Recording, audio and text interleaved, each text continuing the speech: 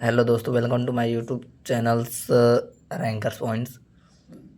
दोस्तों, आज हमारा उस दिन तो बायोलॉजी हो गया था। अब उसके आगे साथ चालू कर लेंगे और जो है आज उसका देखते हैं आगे क्या था। ठीक है, तो फिर हम स्टार्ट करते हैं अपना बायोलॉजी क्या है आज का। और बहुत ही अच्छा चैप्टर है ये, जो हमारा क्या चल रहा था, जैव प्रक्रम। ठीक है, आज इसका पार्ट 2 है। और आप लोग अच्छे से अपना पढ़ाई लिखाई कीजिए। हम और 2027 का एग्ज़ाम भी अब ज़्यादा दिन नहीं रह गया है। ठीक है दोस्तों, तो स्टार्ट करने चलते हैं हम अपना क्या है हमारा जैव प्रक्रम। तो आज का टॉपिक क्या था, मानव पाचन तंत्र। ठीक है, ये आपका डायग्राम हो गया, डायग्राम अपना बना लेना। इसमें अच्छे से नहीं बन पाया है, बाकी हम इतना लिख दिए हैं। ठीक है, इसे हम क्या बोलते हैं, ग्रसिका बोलते हैं। क्या बोलते हैं दोस्तों, ग्रसिका। और ये जो हमारा नहीं है, ये हमारा अमाशय हो गया। अमाशय हम इसे पेट को बोलते हैं। ठीक है, और ये जो हमारा है ये अग्नाशय है। ऐसे हम क्षुद्रांश जो अंदर सा ऐसे नहीं, उसे हम क्या बोलते हैं, क्षुद्रांश। जो अंदर वाला देखे होंगे आप लोग, उसे क्या बोलते हैं, क्षुद्रांश। और ये जो यहाँ से घूम के नहीं आया है, ये वाला, इसे हम क्या बोलेंगे, बृहदांत्र बोलेंगे। ठीक है, और ये हो गया हमारा गुदा हो गया, जिसे मूत्र द्वार भी बोलते हैं। ठीक है, और ये हमारा यकृत है, और ये है मुख गुहा। ठीक है दोस्तों, इसे आप लोग अपने बुक में है, अच्छे से देख के बना लीजिए, याद कर लीजिएगा।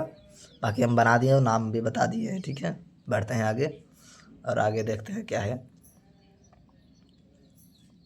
इसे अपने बुक में डायग्राम बना लीजिएगा। ठीक है, नोट्स में।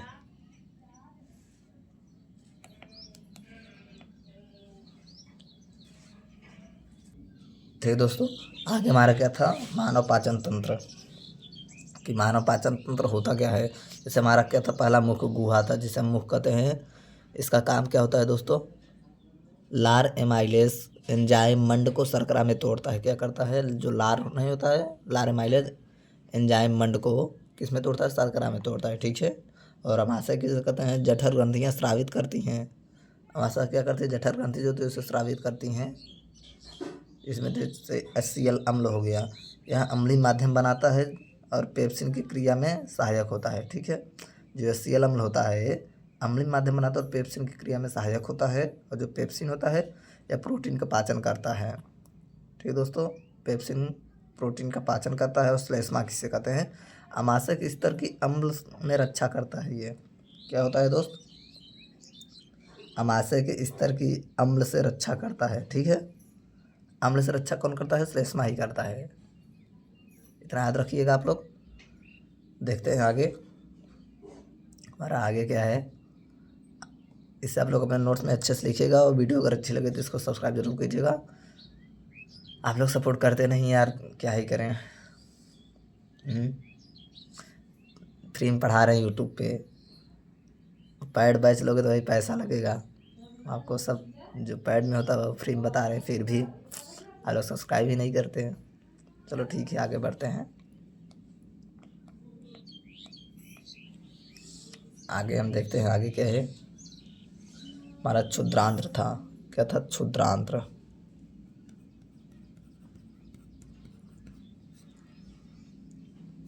क्षुद्रांत्र किसे कहते हैं दोस्त, इंग्लिश में स्मॉल इंटेस्टाइन, छोटी आंत को। ठीक है, कार्बोहाइड्रेट,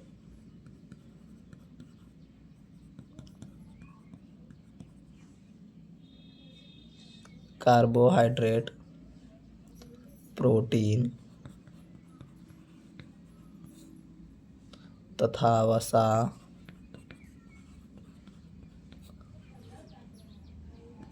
का पूर्ण पाचन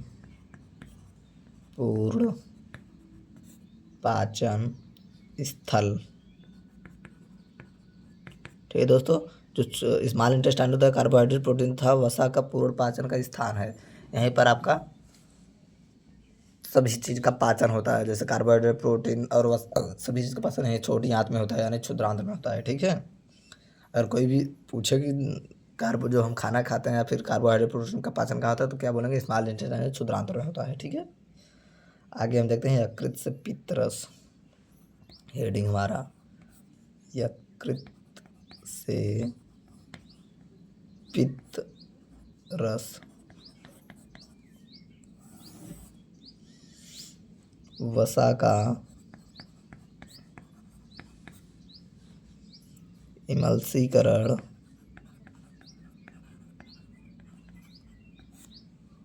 वसा का इमल्सीकरण किसे कहते हैं दोस्तों, जानते हो? कि बड़ी जो गोली का नहीं होती है, छोटे में जब तोड़ते हैं तो उसे हम क्या बोलते हैं?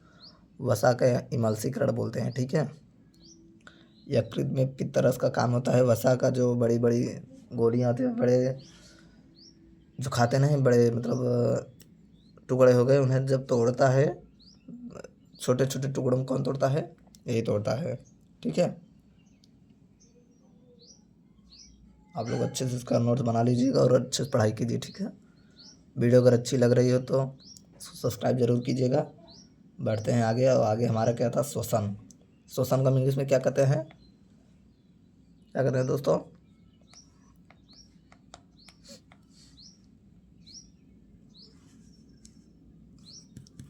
श्वसन। RESPIRATION रिस्पिरेशन मतलब श्वसन। ठीक है। देखो श्वसन होता क्या है।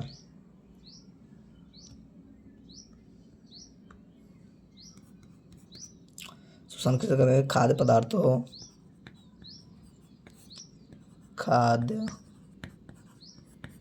पदार्थों का उपयोग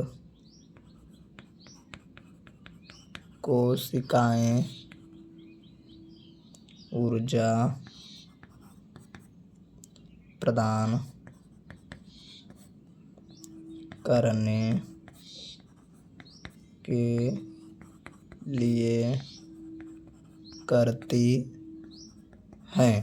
क्या खाद्य पदार्थों का उपयोग कोशिकाएं ऊर्जा प्रदान करने के लिए करती हैं। ठीक है दोस्तों। जैसे इसका एक और देखो इसके बारे में क्या होता है कि ग्लूकोज जो होता है ना, ग्लूकोज जो C6H12SO6, इसका ये सूत्र होता है। इसमें 6 कार्बन होते हैं। कितना दोस्तों? 6 कार्बन होते हैं। कार्बन का पायरोवेट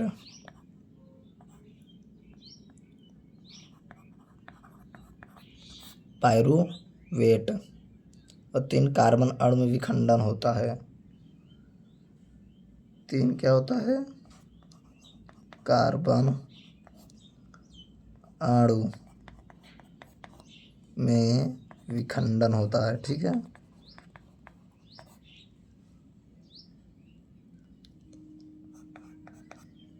अगला देखो, जो यह प्रक्रम होता है, यह प्रक्रिया कौन सी है? जो पायरोड का अणु विखंडन होता है ना, यह कोशिका क्या कहलाता है? कोशिका द्रव में होता है। किस में होता है दोस्तों? कोशिका द्रव में होता है। ठीक है। यह प्रक्रिया किस में होती है? कोशिका द्रव में होती है। ठीक है। आप लोग को जब केमिस्ट्री पढ़ाएंगे तो इसमें एक ग्लूकोज का जो सूत्र होता है, सब सूत्र लिखवा देंगे उसी में। और कल से आप लोग की केमिस्ट्री भी चालू हो गई है। एक टाइम केमिस्ट्री भी चलेगी। सुबह के टाइम केमिस्ट्री क्लास रहेगा और शाम के टाइम आपका बायोलॉजी। अगर ये दोनों में से कोई सब्जेक्ट ख़त्म होगा उसके बाद आप लोग का फिजिक्स चालू होगा। ठीक है। तो आप लोग अच्छे से पढ़ाई कीजिए अपना। आप लोग श्वसन का देख लीजिए, ऐसे श्वसन होता है। श्वसन का कार्य यही सब है। ठीक है। बढ़ते हैं आगे। अब ATP क्या होता है दोस्तों? कोशिका की ऊर्जा मुद्रा जिसे हम कहते हैं। ATP किसे कहते हैं? ATP का पूरा नाम कौन कौन बताएगा? जिससे पता है ATP का पूरा नाम कमेंट बॉक्स में ज़रूर बताएं। ATP का पूरा नाम क्या होता है? देख कौन बताता है। हमारे लिखने से पहले ATP का पूरा नाम क्या है? एडिनोसिल एडिनोसिल triphosphate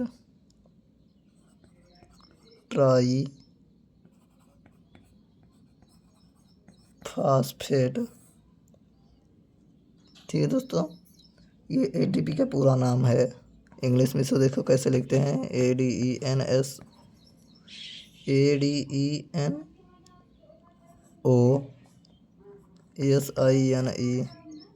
sorry, adenosine, TRIPHOSPHATE, adenosine triphosphate, ये हमारा एटीपी का पूरा नाम हो गया। ठीक है, ऐसे आप लोग अच्छे से लिख लीजिएगा। एटीपी का पूरा नाम क्या होता है, ट्राइफॉस्फेट,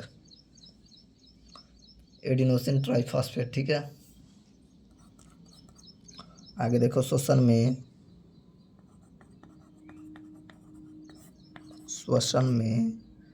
मोचित ऊर्जा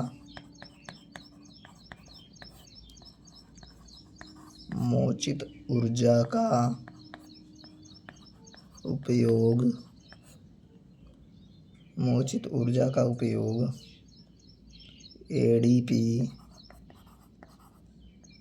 तथा अकार्बनिक फास्फेट से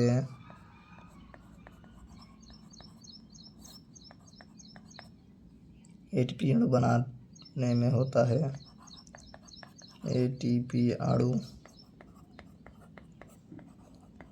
बनाने में होता है। देखो, ADP plus P plus heat, इसे हम ऊर्जा बोलते हैं। फास्फोरस प्लस हीट मिलकर क्या बनता है, एटीपी हमारा बनता है। ठीक है दोस्तों, ऐसे बनता हमारा एटीपी। क्या है, एटीपी का पूरा नाम एडिनोसिन ट्राइफॉस्फेट। श्वसन में मोचित ऊर्जा का उपयोग एडीपी, मोचित ऊर्जा किस बोलते हैं, एडीपी तथा अकार्बनिक फास्फेट से एटीपी अणु बनाते हैं। ठीक है, मोचित ऊर्जा हो गया प्लस फास्फेट हो गया, और ऊर्जा मिलकर क्या बनता है, एटीपी बनता है। ठीक है दोस्तों, आगे देखते हैं। अगला हमारा क्या है पॉइंट, एटीपी के विखंडन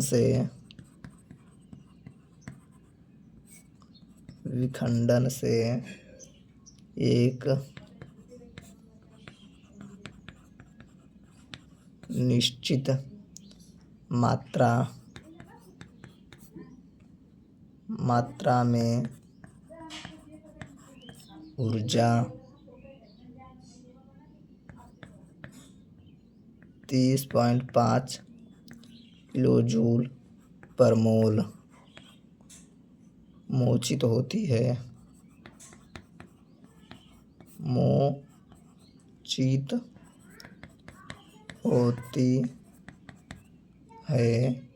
जो कोशिका की क्रियाओं को चलाती है, जो कोशिका के क्रियाओं को चलाती है। ठीक है दोस्तों, एटीपी के विखंडन से एक निश्चित मात्रा में ऊर्जा 30.5 किलोजूल पर मोल मोचित होती है, जो कोशिका के क्रियाओं को चलाती है। ठीक है दोस्तों, इसमें एटीपी का तीसरा पॉइंट यही है। आप लोग ये तीनों पॉइंट अच्छे से नोट्स में लिख के याद कर लीजिएगा।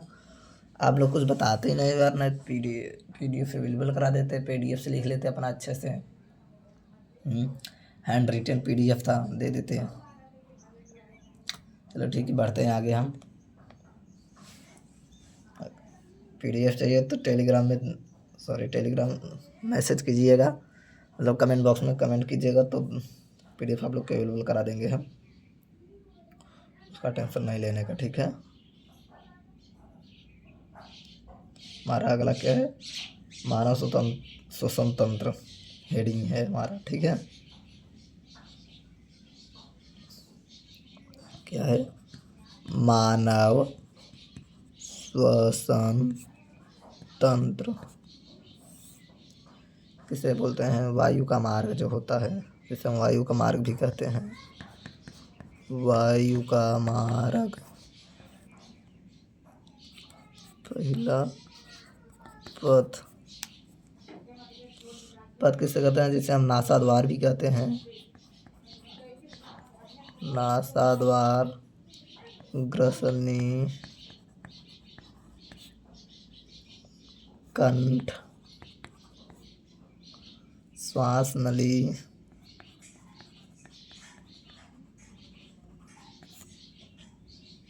कुपिका, इसे हम क्या बोलते हैं? पथ बोलते हैं। ठीक है। जो ग्रसनी होता है इसे ग्रसनी, कान, श्वास नली, श्वसनी, फुफ्फुस, फेफड़ा, कुपिका ही पथ कहलाते हैं। पथ यानी जिससे खाना जाता है, इसी से हमारा खाना आ जाता है। पहले नासा दम जाएगा, वहाँ से ग्रसनी में जाएगा, ग्रसनी से कंठ में जाएगा, फिर हमारा कान श्वास नली में जाएगा, श्वास नली से फेफड़ा में भी जाता है, फेफड़ा नली के उसके बाद कुपिका में चला जाता है। ठीक है। अगला पॉइंट देखो, श्वास नली में उपस्थित, श्वास नली में उपस्थित,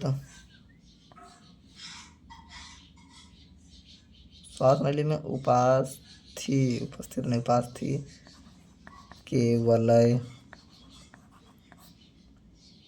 होते हैं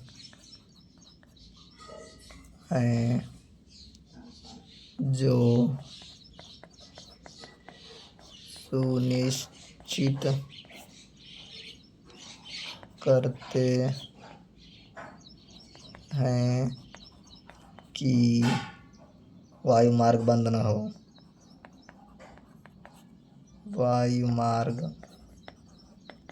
बंद न हो क्या है? श्वास नली में उपास्थि के वलय होते हैं जो सुनिश्चित करते हैं कि वायु मार्ग बंद न हो।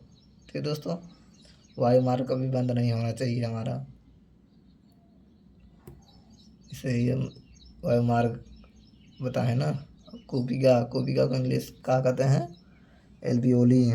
इसमें आ जाएगा यार कुपिका, लिखते हैं, अगर आ गया तो ठीक है। कुपिका, ठीक है। गुब्बारे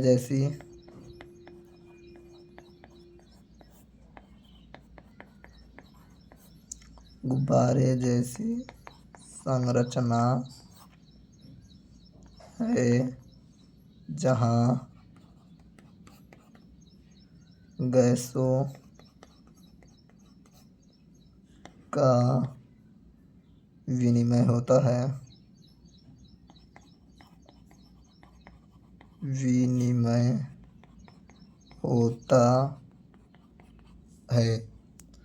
ठीक है दोस्तों, जैसे कुपिका किसे कहते हैं? कुपिका क्या है? गुब्बारे जैसी संरचना होती है इसकी, जहाँ गैसों का विनिमय होता है, इसे हम कुपिका कहते हैं। ठीक है। इसकी संरचना कैसी होती है? गुब्बारे जैसी होती है, यहाँ पर गैसों का विनिमय होता है।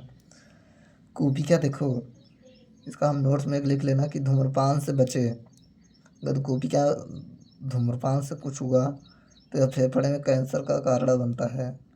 जो धूम्रपान जब बहुत लोग करते हैं ना, इससे फेफड़े में क्या बनता है? कैंसर इसी से बनता है। लिखवा देते हैं हम, नोट्स करके लिख लेना, बहुत इंपॉर्टेंट है कुपिका के बारे में। ठीक है। कुपिका हेडिंग में लिख लेना इसे। धूम्रपान से बचें, यह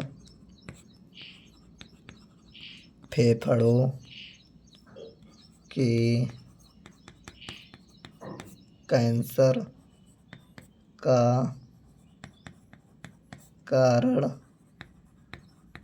बनता है। धूम्रपान से बचे या कैंसर का कारण बनता है। अगर जो धूम्रपान करते हैं उन लोग को मतलब अपने आपके घर में तो उन लोग को समझाइए। ठीक है। आगे देखते हैं, ये हमारा आज का लास्ट हेडिंग करते हैं। कितना वीडियो खत्म होगा। ठीक है दोस्तों, बढ़ते हैं आगे। आगे हमारा क्या है हेडिंग, मानव में वाहन क्यों जरूरी है। मानव में वाहन क्यों जरूरी है।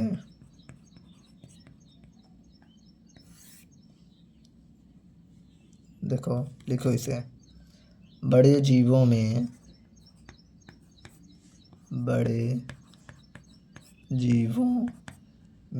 अकेला विसरण दाब शरीर के सभी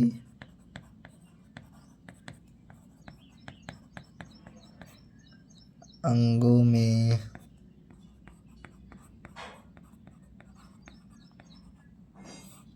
ऑक्सीजन पहुंचाने के लिए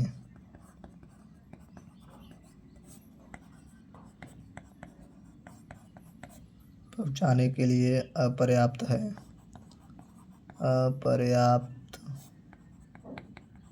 क्या है हमारा, बड़े जीवों में अकेला विसरण दाब शरीर के सभी अंगों में ऑक्सीजन पहुंचाने के लिए पर्याप्त है। ठीक है, जो बड़े जीव के अकेला विसरण दाब शरीर में सभी अंगों में ऑक्सीजन जो पहुंचाता है इसके लिए पर्याप्त होता है। ठीक है दोस्तों, अगला हेडिंग देखो क्या है हमारा, मतलब अगला पॉइंट है, विसरण से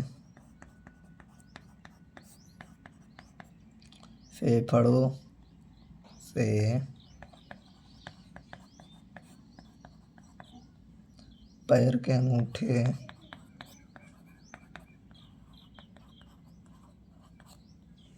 अंगूठे तक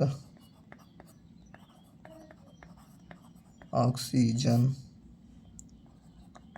होती है।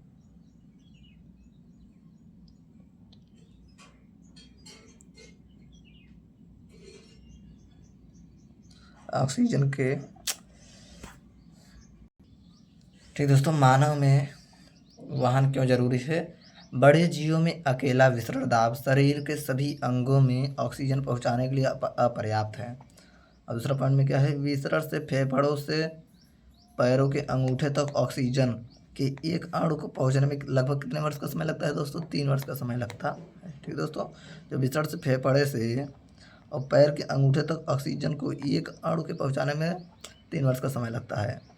इसलिए एक तेज का कुशल तंत्र की आवश्यकता होती है। किसकी, एक कुशल तेज तंत्र की आवश्यकता होती है। ठीक है दोस्तों, यह काम श्वसन वर्णक कौन करता है, हीमोग्लोबिन करता है। हीमोग्लोबिन, ठीक है, यह काम कौन करता है, हीमोग्लोबिन करता है। सब लोग अपना अच्छे से बना लीजिए। ठीक है, आशा करते वीडियो अच्छी लग रही होगी। बढ़ते हैं आगे और आगे देखते हैं। रुधिर किसे कहते हैं दोस्तों, जिसे हम ब्लड भी बोलते हैं, कि इसमें क्या है हमारा प्लाज्मा क्या है, यह तरल माध्यम है। ठीक है दोस्तों, प्लाज्मा क्या हमारा है, तरल माध्यम है। ठीक है, जो दूसरा इसमें क्या है, भोजन CO2 व नाइट्रोजनी पदार्थ का विलय अवस्था में वहन करता है। प्लाज्मा हमारा क्या करता है, जो भोजन में से कार्बन डाइऑक्साइड और नाइट्रोजनी पदार्थ का विलय होता है नहीं, विलय अवस्था में यह क्या करता है, वहन करता नहीं, निकालता है। ठीक है, RBC अगला देखो, दूसरा हमारा क्या है, RBC इनमें क्या होता है, इनमें हीमोग्लोबिन होता है जो ऑक्सीजन ले जाता है। RBC में क्या होता है दोस्तों, हीमोग्लोबिन होता है जो ऑक्सीजन ले जाता है। ठीक है, आप लोग से क्वेश्चन है हमारा, बताइएगा कि RBC का जो लाल रंग होता, मतलब जो खून का लाल रंग होता है, किसके कारण होता है। आप लोग हमें कमेंट बॉक्स में ज़रूर बताना कि खून का लाल रंग किसके कारण होता है। और अगला हमारा क्या है, देखो इसमें RBC का दूसरा हमारा क्या है पॉइंट, कि हीमोग्लोबिन में की ऑक्सीजन के लिए उच्च बंधुता होती है। क्या होती है दोस्तों, हीमोग्लोबिन की ऑक्सीजन के लिए उच्च बंधुता होती है। ठीक है, आशा कर रहे हैं आप लोग को अच्छे समझ में आ रहा होगा। बढ़ते हैं आगे और आगे देखते हैं हमारा क्या है, कि कार्बन इसमें आ पाएगा नहीं, इसलिए इसका हम आगे लिख दे रहे हैं, कार्बन डाइऑक्साइड का परिवहन, एक हेडिंग और बचा है इसका। ठीक है,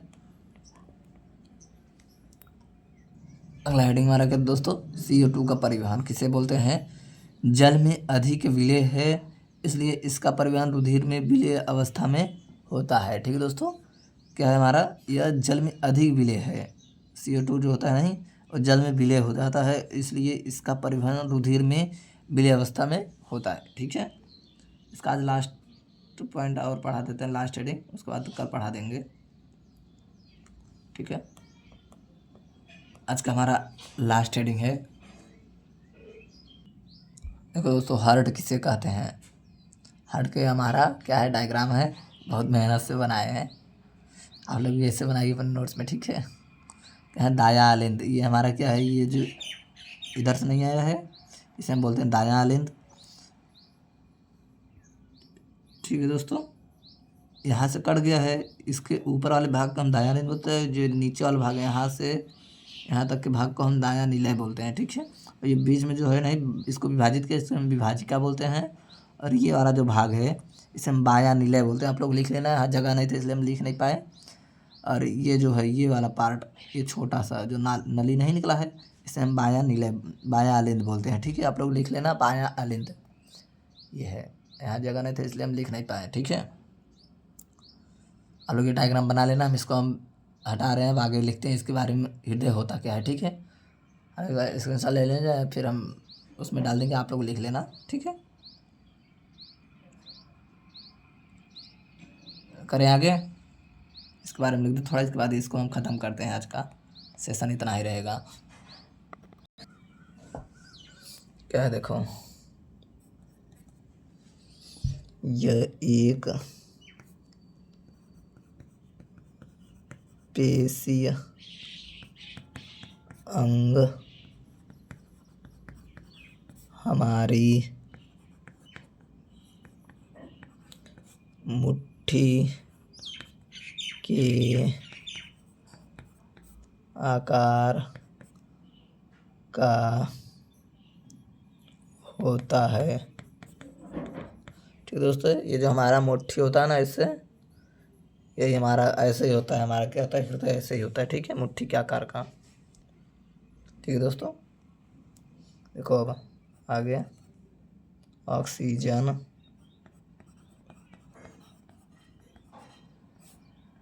ऑक्सीजन प्रचुर व CO2 युक्त रुधिर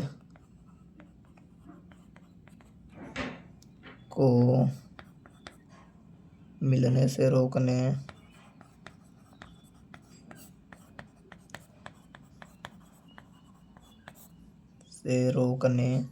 के लिए कई कोष्ठों